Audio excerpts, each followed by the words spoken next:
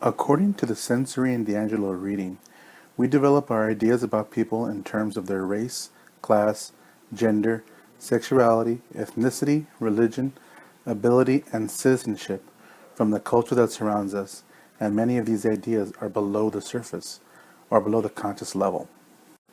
These 7 categories help define our identity. However, they do not completely define who we are.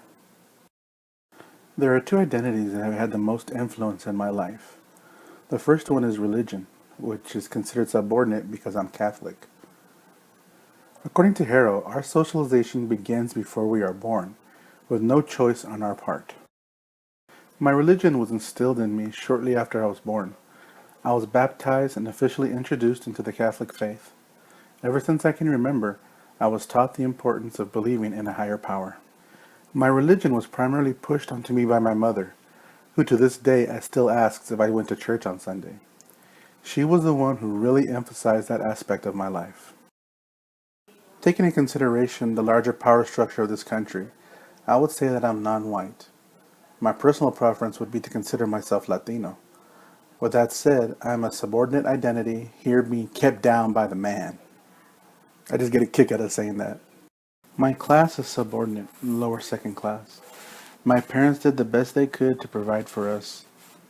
A few things that my parents made sure that we had was a strong sense of self, a strong belief in the importance of family, and a good hard work ethic.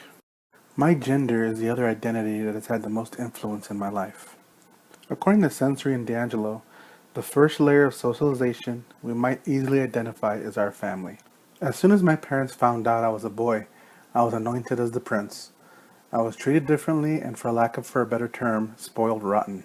Harrow states that immediately upon our births we begin to be socialized by the people we love and trust the most, our families or the adults who are raising us. My father is old-fashioned and instilled in me the way a man should act or behave towards women, other people, work, and education. He placed a great deal of emphasis on being respectful towards women and how I should never raise a hand towards any woman. My mother and 2 sisters are also very strong, independent, and intelligent women. They helped mold me and make me into the man that I am today as well. My last 3 identities would fall into the dominant category. I'm considered middle-aged. I'm 40 years old. I'm a heterosexual male who loves sports, primarily football.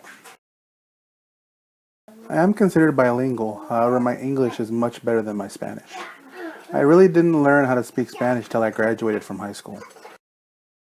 The cycle of socialization does start before we are born, but that doesn't mean we can't do something to change it if necessary.